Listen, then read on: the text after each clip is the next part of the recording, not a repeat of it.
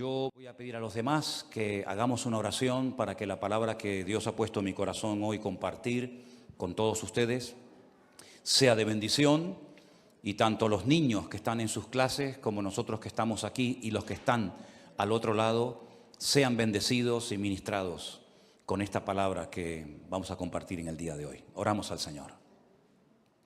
Señor, te damos muchísimas gracias por este culto que estamos celebrando en tu nombre, sabiendo que tú estás con nosotros aquí en medio, Señor. Gracias por tu fidelidad, gracias porque sentimos tu presencia, tu paz, tu calma. Y queremos pedirte ahora humildemente, Señor, que nos ayudes a exponer tu palabra y que sea de bendición para todos y cada uno de nosotros, Dios mío. Te damos muchas gracias porque siempre tu palabra nos habla, nos instruye, nos anima, nos fortalece, y queremos pedirte que una vez más sea así, Señor. Ponemos este tiempo en tus manos, en el nombre de tu amado Hijo Jesús. Amén y amén. Gloria al Señor. Yo quiero llevarles, en primer lugar, aunque vamos a leer otros textos a lo largo del mensaje, primeramente vamos a ir a la carta de Santiago. Está casi al final del Nuevo Testamento. Es una carta muy bonita, donde él habla muy claramente todos y cada uno de los temas que él trata. Es muy directo, muy fácil de entender. Esto no significa de que no sea profundo en su mensaje, pero utiliza un lenguaje tan fácil de entender que cuando uno lee la carta de Santiago uno disfruta muchísimo, porque uno entiende lo que lee. Cuando uno lee la palabra y la entiende, uno disfruta y goza muchísimo, ¿verdad? Él habla de muchos temas a lo largo de esta carta y parece ser que con los ricos estaba un poco picado, ¿eh? A los ricos les habla muy fuerte, porque era una época en la que las clases sociales estaban muy bien diferenciadas y los ricos en aquella época pues afligían a los pobres, e incluso algunos convertidos con mucha capacidad económica iban a las iglesias y pretendían que fueran tratados de una forma diferente, ¿no? En un trato preferencial, y eso ni al Señor le agrada y a Santiago pues lógicamente tampoco, ¿no? Y él habla mucho acerca de someterse a Dios, de buscar la sabiduría que viene de lo alto, porque también habla de una sabiduría terrenal, animal y diabólica, pero habla de la sabiduría que viene de lo alto, la sabiduría que viene de Dios, que dicho sea de paso, él dice que si algún hermano en algún momento de su vida necesita sabiduría, porque no sabe qué hacer, pues que la pida el Señor. Pero cuando pida, que pida con fe, no dudando. Y el Señor dice que le dará la sabiduría necesaria para tomar la decisión o para hacer lo que le corresponda hacer. Habla acerca de la lengua, habla acerca de la importancia de las obras, toca muchos temas. Y en cierto sentido, alguien ha dicho, o algunos comentaristas han dicho, que tiene un estilo parecido a los proverbios del Antiguo Testamento, porque salta de un versículo a otro tocando un tema, tocando otro tema, y a veces parece como que pierde el hilo, pero luego lo retoma. Es una carta muy interesante, es una carta muy bonita. Hay varias personas en el Nuevo Testamento que tienen el nombre de Jacobo o Santiago. El Señor Jesucristo tenía un hermano que se llamaba Santiago. Estaban Santiago los hijos de Zebedeo, estaban Santiago los hijos de Alfeo. Hay varias personas que reciben este nombre. Y en el capítulo 4, él toca un tema que a mí particularmente me ha llamado muchísimo la atención. Y ahora les voy a decir por qué, cuando terminemos de leer la porción. En el capítulo 4 de Santiago, desde el versículo 13 en adelante, la palabra de Dios dice así: vamos ahora, los que decís, hoy y mañana iremos a tal ciudad y estaremos allá un año y traficaremos y ganaremos, cuando no sabéis lo que será mañana, porque ¿qué es vuestra vida? Ciertamente es neblina que se aparece por un poco de tiempo y luego se desvanece. En lugar de lo cual deberíais decir, si el Señor quiere, viviremos y haremos esto o aquello. Pero ahora os jactáis en vuestras soberbias. Toda jactancia semejante es mala. Y al que sabe hacer lo bueno y no lo hace, le es pecado. ¿Cuántos dicen amén? Si algo creo que todos hemos aprendido en este último año, es que eso de hacer planes a largo plazo, como que ya no va. Ya todo es a corto plazo. Hemos visto que el mundo cambia de un día para otro con una rapidez tremenda. Hemos visto cómo la economía, las familias, las naciones, todo cambia con una rapidez tan brutal que eso, ya digo, de hacer planes a largo plazo, pues como que ya no va con nosotros. En aquellos tiempos de la Biblia en los que se escribió esta carta, el Imperio Romano no paraba de conquistar nuevas tierras. Y cuando conquistaba nuevos territorios, Roma tenía la costumbre de levantar nuevas ciudades y de invitar a la gente alrededor o de otras naciones a que fueran a vivir a esas ciudades. Y muchos judíos iban, porque el Señor les dio a ellos la capacidad de hacer negocios y de ganar dinero. Y muchos judíos iban a esas ciudades recién inauguradas para empezar una vida nueva. Y hacían planes, sobre todo con el objetivo, con la intención de ganar dinero, de hacerse ricos rápidamente, porque montarían el primer negocio de lo que fuera y lógicamente la gente tendría que recurrir a él para comprar lo que fuera. Y Santiago, observando la costumbre que había en aquella época de buscar nuevos territorios, nuevos lugares para empezar una vida nueva y ganar dinero rápidamente, fácilmente, dirige estas palabras específicamente a ese tipo de personas. Esas personas que hacían planes sin consultar con Dios. Esas personas que hacían planes a largo plazo y no metían a Dios en sus planes, sino que tenían como una especie de agenda, pero Dios no aparecía por ninguna parte. Y hay una clarísima advertencia para nosotros los creyentes hoy en día acerca de no hacer planes a largo plazo, porque es perder el tiempo y sobre todo cuando no consultamos con Dios podemos correr graves peligros. ¿Qué es la vida? Es el título del mensaje de hoy. Santiago dice que la vida es como una neblina que aparece por un poco de tiempo y cuando te das cuenta se ha desvanecido y se ha ido para siempre. La semana pasada fui a un tanatorio a darle la despedida a un hermano mucho más joven que yo, que tuvimos la oportunidad de conocerlo con 14 años y llevarlo a los pies de Cristo, y por un tumor que tenía en su cabeza, pues ya en este momento no está entre nosotros, sino que está en la presencia del Señor. Y algunos de ustedes lo conocieron, porque durante algún tiempo fue el batería de esta congregación, de esta iglesia, nuestro hermano Santi, que partía a la presencia del Señor la semana pasada. Y uno dice, Señor, una persona joven, una persona tan noble, ya no está entre nosotros, ¿verdad? La última vez que lo vi, me lo encontré en un centro comercial junto con su esposa. Nos saludamos y me pidió allí en el pasillo de ese centro comercial que orara por él. Y esa fue la última vez que lo vi. Y la próxima vez cuando supe algo de él es que ya no estaba entre nosotros. Y uno se queda como sorprendido, ¿verdad? Lo rápido que le pasó la vida a este hermano. Pero esta semana, una hermana desde Bélgica, un matrimonio precioso con su niño, que han viajado en varias ocasiones con nosotros a Israel, me mandaba un WhatsApp pidiéndome oración por su marido, que necesitaba urgentemente un milagro en su vida. Lo llamé, él está en el hospital, o estaba en el hospital, hicimos una videollamada, nos vimos y le han diagnosticado un cáncer y le han dado 3 meses de vida. Un hermano que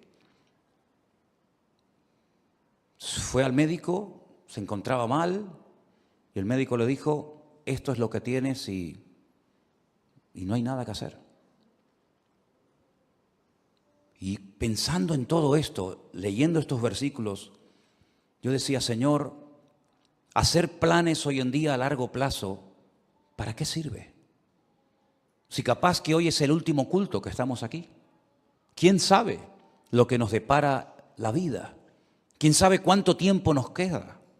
¿Quién sabe si algunos de los que están aquí tal vez no llegaremos a fin de año? Solamente Dios lo sabe. Él es el que da la vida y el que la quita cuando quiere y como quiere. Y muchas veces observo a creyentes cómo oran, cómo organizan su vida, y me doy cuenta de que sin darnos cuenta podemos caer en el error de hacer planes y proyectos y llenar la agenda con actividades. Pero, por supuesto, si Dios quiere, llevaremos a cabo esos planes, porque si Dios dice no, por más que nos empeñemos, no tiene ningún sentido. Estaba leyendo algunos versículos donde Pablo abre su corazón, por ejemplo, a los hermanos de la iglesia de Corinto, y les cuenta sus planes, y les dice, voy a ir aquí, voy a ir allá, y quiero hacer esto, y quiero hacer aquello. Y hay un momento en la carta de Pablo a los Corintios que les dice, iré pronto a vosotros si el Señor quiere. Me impactó mucho esa forma de hablar de Pablo. Yo iré pronto a vosotros, pero siempre y cuando el Señor quiera. Primera de Corintios 4:19. Más adelante en la misma carta dice, porque no quiero veros ahora de paso, pues espero estar con vosotros algún tiempo, si el Señor lo permite. Primera de Corintios 16:7. Un varón de Dios, un hombre con unos dones y unas habilidades ministeriales tremendas, pero él sabía perfectamente que si el Señor no permitía, si el Señor no quería que fuera a Corinto, a Macedonia, a Éfeso, a donde fuera, no iba a ir por muchos planes que tuviera. Y esa es la mentalidad con la que nosotros tenemos que movernos hoy en día. No vamos a hacer planes sin consultar con Dios, porque ya el Señor nos ha demostrado clarísimamente que la vida es muy corta y que eso de hacer planes a largo plazo no tiene ningún sentido. Eso no significa de que vamos a vivir muertos de miedo.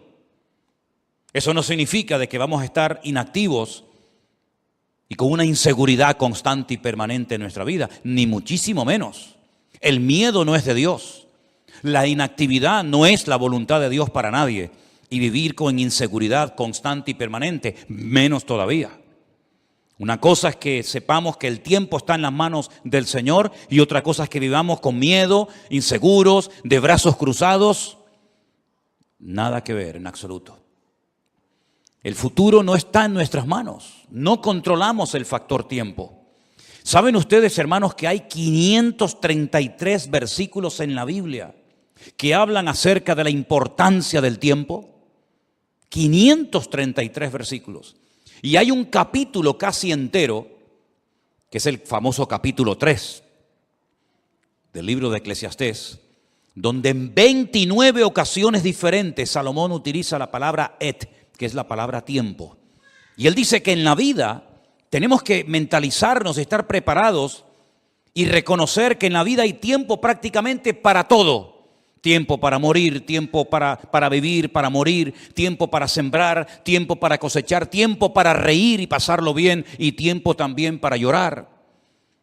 Y él habla en 29 ocasiones de distintas circunstancias o situaciones en la vida en las que nos vamos a encontrar, porque prácticamente tendremos tiempo para todo. Me llama mucho la atención que Pablo le da mucha importancia al factor del tiempo y llega a decir, aprovechar bien el tiempo, porque los días son malos. También Salomón en esos proverbios tantos que escribió, hay uno que aprendí hace muchos años que es el 27:1, que dice, no os jactéis del día de mañana, porque no sabes qué traerá de sí el día. No te jactes, como diciendo, bueno, yo controlo el presente, el mañana y el pasado mañana. No te jactes, no hables así, porque tú no sabes lo que va a traer el mañana. El mismo Señor Jesucristo nos enseñó en el Sermón del Monte que no tenemos que estar afanados ni preocupados por el día de mañana, sino que basta a cada día su propio afán. ¿Cuántos dicen amén? Estamos viviendo estos días con mucha expectativa y viendo a ver qué es lo que termina de suceder en este país de Kabul, de Afganistán, cuya capital es Kabul, ¿verdad? Donde hay una especie de calma tensa. Cualquier cosa puede ocurrir en cualquier momento. Fíjense la cantidad de miles y de miles de personas que están desesperadas, tratando de salir como sea de ese infierno. Y creo que fue ayer o antes de ayer, un terrorista suicida se metió en medio de esa multitud y se explotó y murieron 170 personas. Personas que jamás en la vida se les hubiera ocurrido que estando en aquel lugar esperando un avión, una salida, ese iba a ser el último día de su vida. Incluso algunos soldados que estaban ya a punto de salir para su país también perdieron la vida. No somos dueños de la vida, no somos dueños del mañana. Y por eso cada uno de nosotros tenemos que partir de la base de que lo que tengamos que hacer, hágalo pronto, antes de que sea demasiado tarde. También Salomón, que era un hombre que reflexionaba y meditaba sobre tantas cosas, en su libro de Eclesiastés dijo: acuérdate de tu Creador antes de que vengan los días malos, antes de que pierdas la visión, antes de que vengan los dolores, antes de que te quedes ciego, antes de que te vengan los problemas y de la vida, antes de todo eso, acuérdate de tu Creador en los días de tu juventud. Tenemos al Señor presente en nuestros planes y en nuestros proyectos. Una vez escuché una entrevista que le hacían a un famoso cantante, donde decía que tenía su agenda llena para los próximos 5 o 6 años, si no recuerdo mal. Tener la agenda llena para los próximos 5 o 6 años. Y después vino el COVID y todo eso, y seguramente su agenda la tuvo que tirar a la basura. Yo no sé si tú llevas una agenda y unos planes y unos proyectos y unos sueños, pero como no metas al Señor en esos sueños, planes y proyectos, ¿quién te asegura a ti de que vas a poder cumplir con todos tus sueños y con todos tus objetivos? Por eso siempre le digo a la gente: ¿has orado y has consultado con Dios lo que has decidido hacer? ¿O simplemente te has limitado a informar a tus padres, informar a la iglesia, informar a Dios de lo que tú ya en tu corazón has decidido hacer? Esa es una mala costumbre. Por eso Santiago dice que el que sabe hacer lo bueno y no lo hace, está pecando. Y pecamos cuando informamos a Dios de los planes que ya hemos decidido llevar a cabo. Esa no es la actitud de un cristiano maduro. La actitud de un cristiano maduro que quiere agradar a Dios tiene que ser: Señor, esta es tu voluntad. ¿Quieres que haga esto? ¿Quieres que me dedique a esto?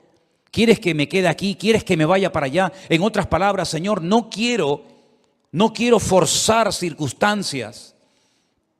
No quiero que respaldes mis planes si no coinciden con tus planes. Que no se haga nunca nuestra voluntad, sino la de Dios en nuestras vidas. ¿Cuántos dicen amén? La vida se pasa volando. Curiosamente, el otro día Miriam estaba así como un poco mosqueada porque no le hace gracia cumplir 25 años. ¡Oh, qué tragedia! 25 años. Qué tremendo, ¿no?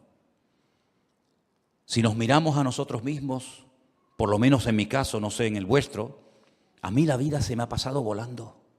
Ni me he enterado, pero aquí estoy, aquí he llegado. Pero tal vez por la actividad, tal vez porque hemos estado siempre metidos en las cosas del Señor y no hemos tenido prácticamente tiempo para aburrirnos. La vida pasa tan rápidamente que ahora te paras y dices: Señor, me queda menos de lo que ya he vivido. Incluso en el ministerio, a menos que Dios te dé una fuerza de un toro, lógicamente siempre le queda a uno menos vida de la que ya ha vivido cuando uno llega a ciertas edades, ¿verdad?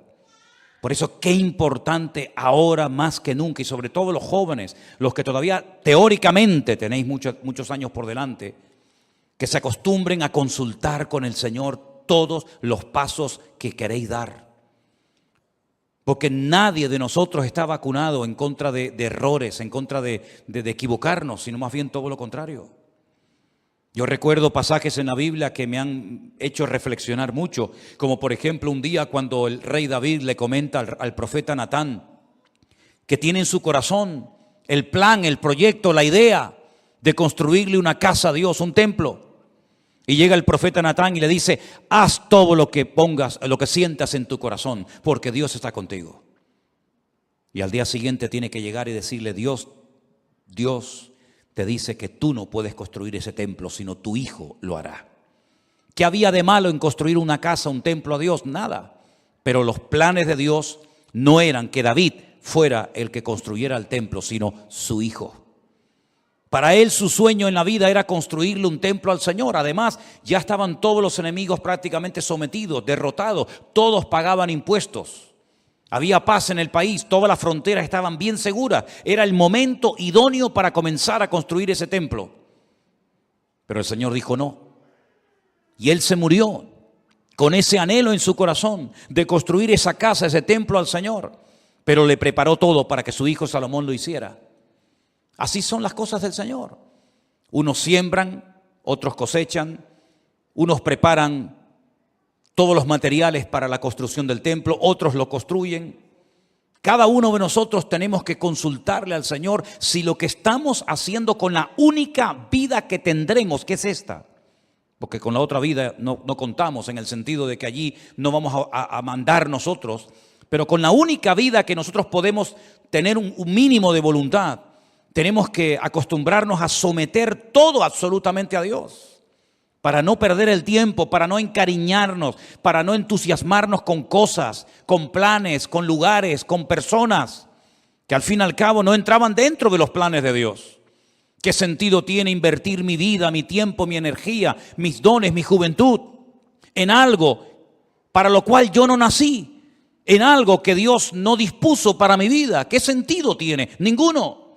Haber perdido mi tiempo, haber perdido mi vida en cosas que no eran de la voluntad de Dios. Sí, habrá ganado mucho dinero, pero dice la Biblia que un hombre, y si ustedes han prestado atención a la lectura esta tarde, fue muy interesante la parábola que el Señor contó.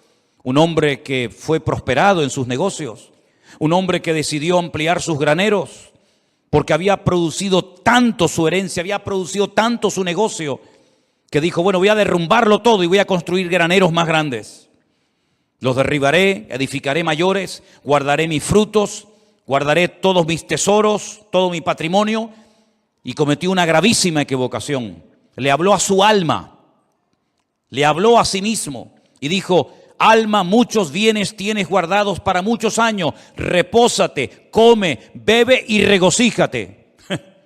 Y el Señor le dice: necio, estás hablando y comportándote como un necio. Tendrás dinero, tendrás mucho patrimonio, tendrás muchas cosas, pero eres un necio. Porque la forma como hablas delata tu inmadurez. La forma como hablas no es de un hombre sabio.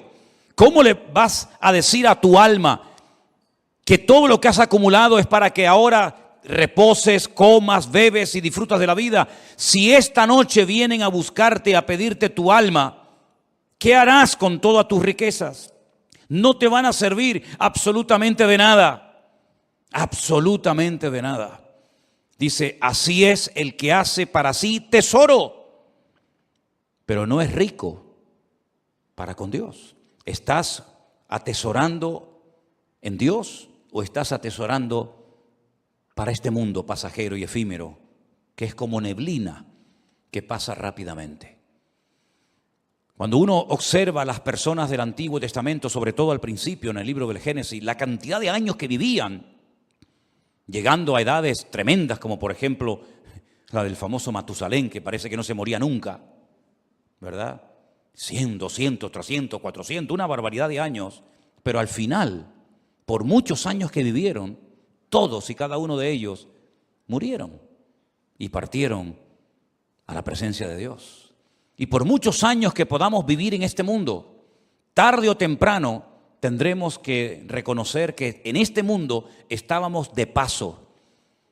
Tuvimos el privilegio de haber conocido a Cristo y de haber aceptado a Cristo como nuestro Señor y Salvador personal. de haber entendido el Evangelio. Pero no solamente eso es importante, sino una vez que yo me he convertido, lo cual no es fruto de la casualidad, sino del plan de Dios para mi vida, como aquel sabio hombre, tenemos que decirle al Señor, y ahora que soy salvo, ahora que he entendido el Evangelio, cuando hay millones y millones de personas en el mundo que no saben ni quién eres, jamás en la vida han tenido una Biblia en la mano, y yo dentro de toda esa multitud enorme de personas te he conocido, he entendido la palabra, tengo la Biblia conmigo cada día, ahora ¿qué quieres que yo haga? Porque sería absurdo y necio por nuestra parte pensar que me he convertido para nada. Simplemente para no irme al infierno, simplemente para ir a la presencia del Señor. Y el tiempo desde que me convertí hasta que vaya a la presencia del Señor, ¿qué hago? Puede ser que en algunos casos algunos tienen que seguir haciendo y dedicándose a lo que hicieron antes de convertirse. No digo que no. Pero por ejemplo el apóstol Pablo o Saulo de Tarso recién convertido tuvo el valor de preguntarle al Señor, ¿qué quieres que haga? Porque teóricamente, lo humanamente, lo lógico hubiera sido volver a Jerusalén, contarle a los que te enviaron que tuviste una experiencia que te cambió la vida y seguir con tu tradición, con tu ley, con tu mundo de rabino, etcétera, etcétera. Pero fue valiente y se atrevió a decirle a Dios, ¿y ahora qué quieres que haga? Y el Señor le dijo, entra en la ciudad y se te dirá lo que debes de hacer. No le habló un ángel, no le habló Dios con una voz audible revelándole el plan para su vida, pero Dios utilizó a un hombre fiel que estaba viviendo en aquella ciudad que se llamaba Ananías. Y Ananías fue, oró por él y le dijo, hermano Saulo, esto y esto es lo que Dios quiere que hagas con tu vida. ¿Tú has tenido esa segunda experiencia? ¿O has tenido solamente la experiencia de haber nacido de nuevo, gloria a Dios por ella? ¿O has tenido la segunda experiencia de decir, no solamente me convertí, sino que además esperé en el Señor y el Señor me reveló cuál era su voluntad para mi vida? Yo sí la tuve, tanto la primera como la segunda. Le dije una noche al Señor, muy joven, ¿qué quieres hacer con mi vida? Y Él puso en mi corazón y las puertas se me abrieron y las circunstancias se dieron para que yo me preparara, y en los últimos 40 años de mi vida he estado sirviendo a Cristo, lo cual ha sido la mejor decisión que he tomado en toda mi vida. Y lo que lamento es que no podré tener tal vez otros 40, 50 o 60 años sirviendo al Señor, porque hay tanto por hacer. Hay tantas vidas que aún no han conocido a Cristo. Hay tanta palabra que aún queda por enseñar. Pero gloria al Señor que en la Biblia vemos que uno moría y Dios automáticamente levantaba a otro. Me imagino que para el pueblo de Israel habrá sido una tragedia, una pérdida tremenda el haber perdido a Moisés, porque además ni pudieron enterrarlo, porque se fue una mañana a orar al monte y nunca más volvió, porque dice que Dios lo enterró y nadie sabe dónde Dios lo metió. Y me imagino que algunos habrán dicho, ¿y ahora qué hacemos? El Señor levantó a otro hombre llamado Josué. Amén, hermanos. Y Josué terminó la tarea que Moisés no pudo acabar, que era la de introducir al pueblo de Israel en la tierra prometida y después distribuir la tierra proporcionalmente a todas y a cada una de las tribus de las familias. Y cuando muere Elías, aquel hombre valiente, aquel hombre que Dios usó tanto, alguien habrá dicho, bueno, ¿y ahora? ¿Ahora cómo Dios nos va a hablar si no hay nadie? Claro que había alguien. Dios levantó a un Eliseo. La tragedia fue que cuando murió Eliseo no hubo otro que se levantara como él. Y hoy en día tenemos que partir de la base de que nos complementamos los unos a los otros. Y uno llega hasta un punto y el otro sigue de ese punto al siguiente y así sucesivamente. Y tenemos que pedirle al Señor, Señor, ¿para qué me has traído a este país? ¿Para qué me has traído a esta iglesia? ¿Por qué he conocido este ministerio? ¿Por qué te he conocido a ti? El otro día paseando por la calle, oía a algunas personas hablar y conversaciones y yo decía, Señor, no sé cómo hoy en día hay gente que es capaz de vivir sin Dios. Vidas huecas, vidas vacías, no tienen tema de conversación, siempre hablan de lo mismo. Pones la televisión y llega un momento que dices, Dios mío, me siento como un bicho raro. Todo lo que oigo es como en otra frecuencia completamente diferente a la que nos tenemos que mover los creyentes. Vemos una necesidad tremenda en Afganistán. Bueno, yo no hablo el idioma de ellos, ni mucho menos, pero hasta te entran las ganas de decir, Dios mío, me gustaría ir para allá para poder evangelizarles y poder hablarles de Cristo, ¿no? Y como en Afganistán hay 20.000 lugares en el mundo donde hay tanta necesidad de tanta gente que no conoce al Señor. Y después, por otra parte, te encuentras a un montón de creyentes aburridos, que no le encuentran sentido a su vida.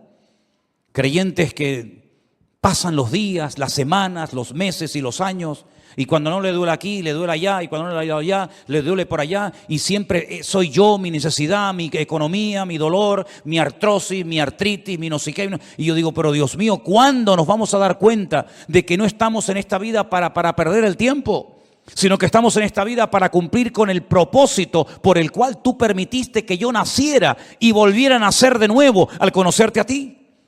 ¿Qué es la vida? Neblina, lo dice bien claramente la palabra de Dios. Es una neblina. Cuando te das cuenta, llegas a los 25, a los 30, a los 40, a los 50, a los 60, a los 70, a los 80 y vamos a parar ahí. Y uno dice, ¿y qué son 80 años? ¿Qué son 90 años? Me acuerdo un día fui a ver a mi abuelo en los últimos días ya de vida que le quedaban.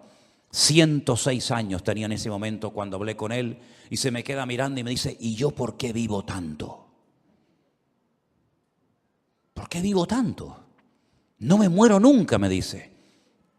He enterrado a todos mis amigos, he enterrado a montones de gente. Y se cumplió aquello que decía mi padre, el viejo, el abuelo nos va a enterrar a todos. Porque todos se morían menos él. Pero al final murió. Se le acabó la pila.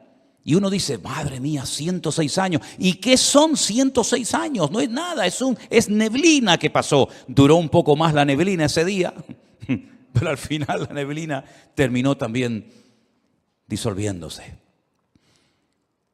Hay un versículo en la Biblia, en el libro de Eclesiastés, vengan conmigo por favor al capítulo 3, muy interesante, donde Salomón, reflexionando acerca de lo que es la vida, las distintas circunstancias, momentos y experiencias que vamos a tener, él dice lo siguiente: ¿qué provecho tiene el que trabaja de aquello en que se afana? Eclesiastés 3:9. ¿Qué provecho tiene? ¿Cuál es el objetivo? ¿Cuál es la finalidad de aquello en lo que me afano? Dice Salomón, yo he visto el trabajo que Dios ha dado a los hijos de los hombres para que se ocupen de él. Todo lo hizo hermoso en su tiempo y ha puesto eternidad en el corazón de ellos, sin que alcance el hombre a entender la obra que ha hecho Dios desde el principio hasta el fin. Yo he conocido que no hay para ellos cosa mejor que alegrarse y hacer bien en su vida. Y también que es don de Dios que todo hombre coma y bebe y goce el bien de toda su labor. He entendido que todo lo que Dios hace será perpetuo. Sobre aquello no se añadirá, ni de ello se disminuirá, y lo hace Dios para que delante de Él teman los hombres. Aquello que fue, ya es, y lo que ha de ser, fue ya, y Dios restaura lo que pasó. Es como un círculo, ¿verdad? Unos van, unos vienen, unos mueren, unos nacen, pero las lecciones que el Señor ha grabado a fuego en nuestros corazones en este último año, creo que no tenemos que olvidarlas nunca en la vida. Dios nos está dando oportunidades hoy en día más que nunca para que podamos hacer lo más importante que podemos hacer, que es servir a Dios, servir a su obra y dar la vida en rescate por muchos. ¿Cuántos dicen amén? Nadie de los que están aquí en esta tarde que ha conocido el Evangelio tiene por qué sentirse inútil, que no sirve para nada, que no está capacitado, que no sabe. Déjense de excusas, hermanos. Todos y cada uno de los que estamos aquí hemos sido llamados específicamente por el Señor. Primero para que le conociéramos a Él. Pero ya le conoces, ya está, gloria a Dios. Ahora cada día nos esforzamos, leemos la palabra, estudiamos, oramos, nos congregamos. Eso es normal en la vida de cualquier creyente, el crecimiento, el desarrollo, la madurez, ¿verdad? Pero la actividad propia de cada miembro es insustituible. Nadie puede ocupar tu lugar en el cuerpo, porque cada uno de nosotros tenemos una función que cumplir. Y la Biblia dice que una iglesia sana es cuando cada miembro reconoce para qué está en ese cuerpo, cuál es su función y cuál no es su función. A veces veo gente que se quiere dedicar a lo que Dios no lo ha capacitado, en vez de dedicarse y ocuparse a lo que Dios sí le ha capacitado. No tienen que imitar a nadie, no tienen que frustrarse diciendo, a mí me gustaría cantar o predicar o hacer o ser como aquella otra persona. No, porque no es así como tenemos que movernos en el reino. Tenemos que decirle al Señor, Señor, ¿cuál es mi función?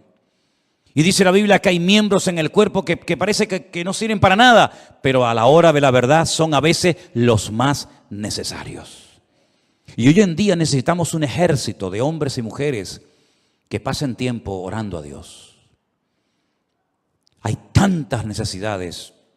Una de las cosas que más me golpea el alma cada día es cuando recibimos cientos de peticiones de auténticas tragedias, de niños que se están muriendo, de familias destrozadas, de gente que le han diagnosticado un cáncer, de gente que se encuentra, y es todos los días, peticiones y peticiones y peticiones, y necesitamos un ejército de personas que tomen conciencia de la realidad del mundo espiritual. El mundo espiritual está cambiando de una forma galopante, tremenda, y espero equivocarme en lo que voy a decir, el tiempo lo dirá. Pero probablemente cambios aún más brutales, más bruscos que los que hemos experimentado en este último año están en el horizonte. Desde hace años, simplemente para ponerles un pequeño ejemplo, desde hace años Israel viene advirtiendo al mundo del peligro de que una nación árabe se haga con armas atómicas. No hay ninguna nación árabe hoy en día en el mundo que disponga de armamento nuclear, ninguna. Pero hay una que Israel viene años diciendo están preparándose para tener su armamento nuclear, y me refiero concretamente a Irán, la antigua Persia. El Estado Mayor del Ejército de Israel acaba de anunciar hace unos días algo que muchas veces no aparece en los medios de comunicación, que en menos de 2 meses se calcula que Irán ya puede tener su armamento nuclear preparado y dispuesto. ¿No les ha sorprendido la velocidad y lo rápido con lo que están saliendo los soldados norteamericanos, por ejemplo, de Afganistán, donde han estado 20 años? ¿Por qué tanta prisa? ¿Por qué tanto apuro? Parece que hay que salir ya. ¿No lo podían haber hecho hace años de una forma más escalonada, mejor organizada? ¿Por qué tanto a prisa? Porque Estados Unidos no puede permitirse el lujo de tener a 400,000 soldados en un país haciendo prácticamente nada, sabiendo lo que se viene encima. Israel se está preparando para atacar Irán. No puede esperar que Irán le ataque, porque si Irán le ataca, lo destruye. Israel tiene que pegar primero para no ser destruida. Si en los próximos meses, como se comenta, Israel decide atacar Irán, porque sabe que le queda poco tiempo, menos de 2 meses, para decir vamos a por ellos, el mundo va a cambiar completamente. Por eso cuando veo a creyentes hablando de vanidades, de modas, de cosas ridículas y absurdas, yo digo, pero no son conscientes de la que se nos viene encima. Si este hecho, que espero que se dilate en el tiempo, se va a llevar a cabo en los próximos meses, nuestra vida va a cambiar para siempre. Y puede ser el inicio perfectamente de una tercera guerra mundial, donde se van a utilizar una serie de armas que no se han utilizado jamás, y donde los bloques bien posicionados, los chinos, los rusos, los árabes, Occidente, Oriente, ya cada uno sabe dónde colocarse y qué fichas mover en el tablero. Por eso lo que tengamos que hacer, queridos hermanos, vamos a hacerlo pronto, porque el tiempo se acorta y no hay tiempo que perder. Y la palabra del Señor nos enseña que Cristo viene pronto, pero antes de que el Señor venga, dará un tiempo de gracia para que el hombre conozca el Evangelio. Pero dice, ¿cómo creerán si no hay quien les predique? no tenemos que decir que no ha habido personas que se han convertido, vamos a decir, entre comillas, solas. Sí, hay algún caso por ahí, sí. Alguna persona que se compra una Biblia, que viene a una iglesia, sí, pero son los menos. El sistema de Dios es que la iglesia se ponga las pilas y predique el evangelio a tiempo y fuera de tiempo. Y la Biblia dice que antes de la venida del Señor habrán una serie de señales que ya se están dando y que probablemente muchos de nosotros las veamos y por lo tanto ya no hay tiempo que perder. Sé sabio con la utilización de tus recursos económicos. Sé sabio con tu tiempo.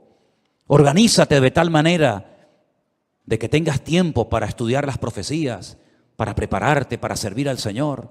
Y mira, y cualquiera, sea pastor o no sea pastor, lleves un año, lleves poco tiempo, cualquiera puede ir a una librería cristiana y comprar 100, 200 Nuevos Testamentos, Biblias, y salir por el barrio un día y regalárselas a esos jóvenes que están ahí en la calle, o al señor que está en el bar que saludas todos los días. Cualquiera de nosotros puede acercarse a una persona y decirle, oye, mira, quiero regalarte algo que te va a venir muy bien, un libro, una Biblia, un Nuevo Testamento, invitarlo un día al culto, darle una tarjeta, que hay cientos de tarjetas todavía por ahí sin repartir, donde aparece la página web de la iglesia, los canales de Facebook y de YouTube, para que puedan escuchar la palabra de Dios. ¿Sabes cuántas miles? Y ya puedo hablar de miles, ¿Sabes cuántas miles de personas viendo las redes sociales se han reconciliado con el Señor y han conocido a Cristo como su Señor y Salvador personal en este último año? Es incontable el número. Es incontable. Me decía uno de los colaboradores que tenemos en Centroamérica, en Costa Rica, y dice, pastor, es imposible controlar esto, perdimos el control. Ya ni siquiera los grupos de WhatsApp nos sirven porque ya hemos llegado a un límite en el que ya ahora tenemos que comenzar a meter a la gente en otros sistemas porque ya el WhatsApp se nos ha quedado corto. Cientos y cientos y cientos y cientos, miles de personas. Me decía Priscila el otro día, que es una de las que atiende los correos, un promedio de 100 y pico correos cada día, ¿sí o no? Necesidades, peticiones, vengan para aquí, queremos bautizarnos, queremos casarnos, queremos abrir una iglesia, queremos que nos visiten todos los días, todos los días, todos los días. Por eso, mis queridos hermanos, no hay tiempo que perder. ¿Qué es la vida? Es neblina que se pasa, pero mientras estemos con vida, podemos ser útiles en las manos de nuestro Dios. Si usted se quiere dedicar a sus cosas sin tener en cuenta al Señor, sin meter al Señor en su agenda, Dios le bendiga. Pero necesitamos urgentemente de hombres y de mujeres que se tomen en serio este tiempo y que sepan que queda poco tiempo.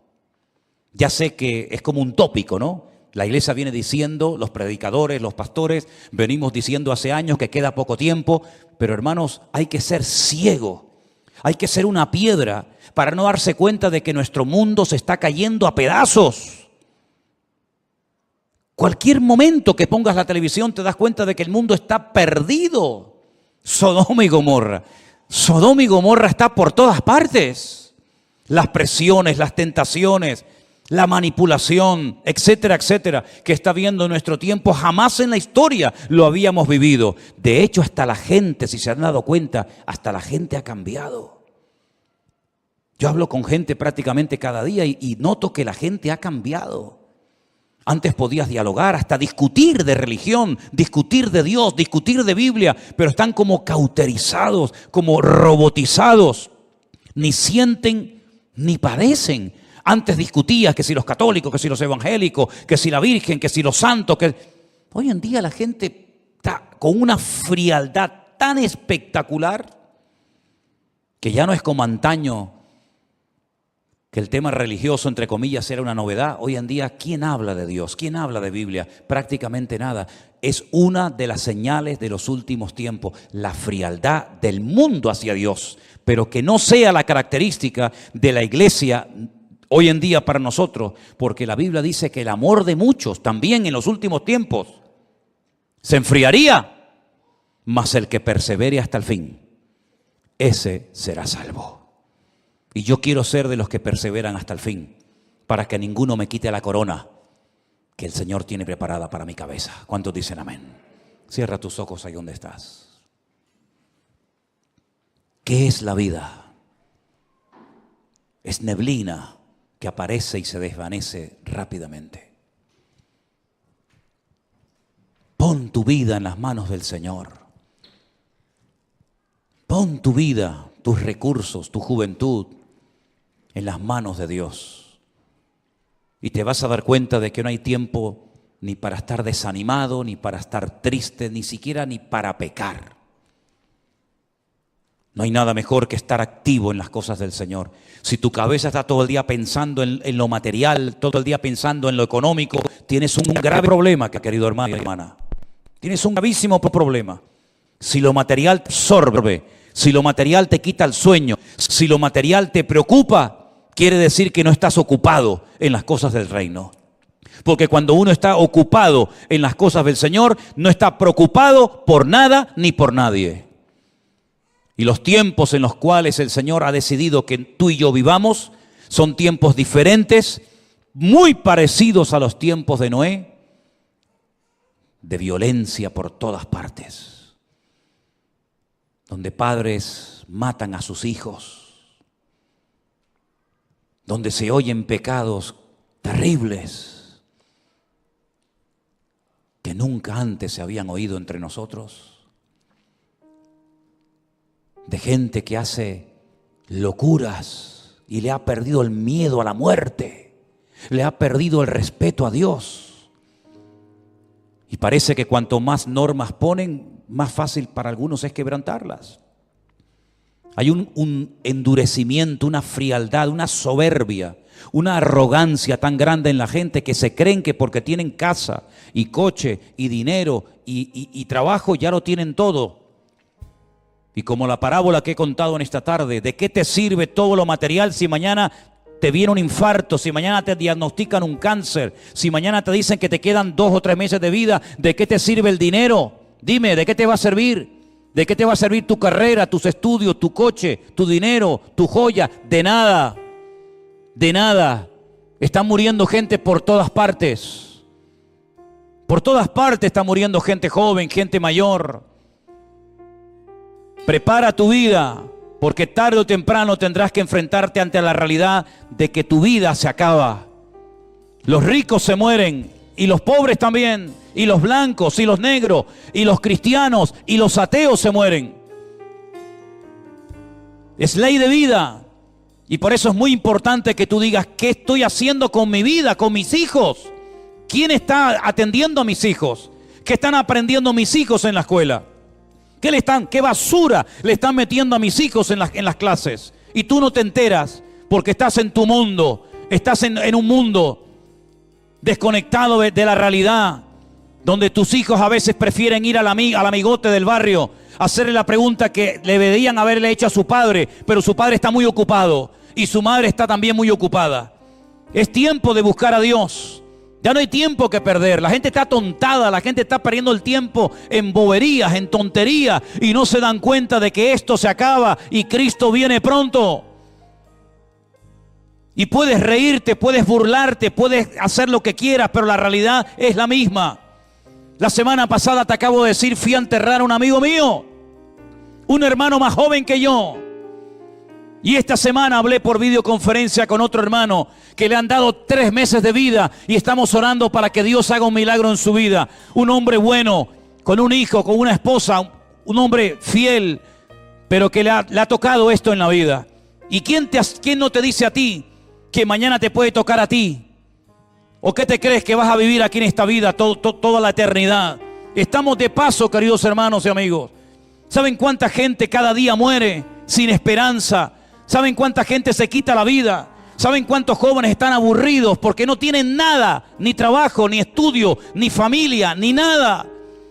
Es tiempo de hablar de la esperanza y de la fe que tenemos en nuestro Dios, porque solamente Dios puede salvar a España. Ningún partido político, ningún hombre puede salvar a esta nación. Esta nación está en coma hace muchos años. El mundo está en coma. Las familias están destruidas. Y no es que esto sea un mensaje apocalíptico para asustar a nadie, es que hay que ser ciego para no darse cuenta. Hasta hace pocos años Venezuela era una maravilla de país. Miren cómo está hoy en día. Hasta hace no muchos años otros países donde la gente iba a buscar trabajo Hoy en día están hechos pedazos y la gente desesperada por salir. Las imágenes de esos niños en cloacas con agua putrefacta hasta la cintura, esperando que un soldado tenga un poco de piedad y de misericordia para montarlo en un avión y salir del infierno. Son realidades que están ocurriendo hoy en día en el mundo. La gente sigue pensando en el fútbol, la gente sigue pensando en sus vacaciones. Sigan jugando, sigan jugando. Pero es tiempo de buscar a Dios. No hablo de una religión, no hablo de una iglesia, hablo de Dios. Hablo de buscar al Dios vivo que puede traer esperanza a tu familia. Hablo de un Dios poderoso que puede traer esperanza a tu casa. No hablo de una iglesia, no hablo de una religión. Hablo de un Dios que te amó tanto, que murió en la cruz para que tengamos esperanza y para que no nos muramos con una depresión, amargados de la vida. Señor, en el nombre de Jesús queremos orar en este momento por las naciones de la tierra, por esta nación de España que te ha dado la espalda y con su soberbia y con su arrogancia se creen sabios y son necios, Señor, porque le han dado las espaldas a Dios, y no hay mayor necedad que renunciar a Dios y a su palabra. Señor, en el nombre de Jesús, ten misericordia de estas naciones. Usa a tu amada iglesia en este tiempo para que podamos en el nombre de Jesús llevar este mensaje de vida, de esperanza, de fe y de amor a miles de corazones que hoy están desesperados, que hoy no tienen ganas de vivir, sin trabajo, enfermos, desilusionados de la vida, hartos de todo. Señor, úsanos. Y te pido, Dios mío, que podamos ser gente útil en este tiempo y que a muchos se le caigan las escamas, la venda de los ojos y se den cuenta de que el tiempo se acorta y de que el mundo no va a ir a mejor. El mundo, según tu palabra, va a ir de mal en peor, y por eso es tiempo de buscar a Dios, de tener fe en Dios y de no perder más el tiempo en estupideces que no sirven para nada. Señor, ayúdanos, guárdanos, Padre Santo, de las vanidades de este mundo, de perder el tiempo, y ayúdanos, Señor, a mantenernos firmes en la fe. En el nombre de tu amado Hijo Jesús. A ti la gloria y a ti la honra. En el nombre de Jesús. Bendito sea tu nombre.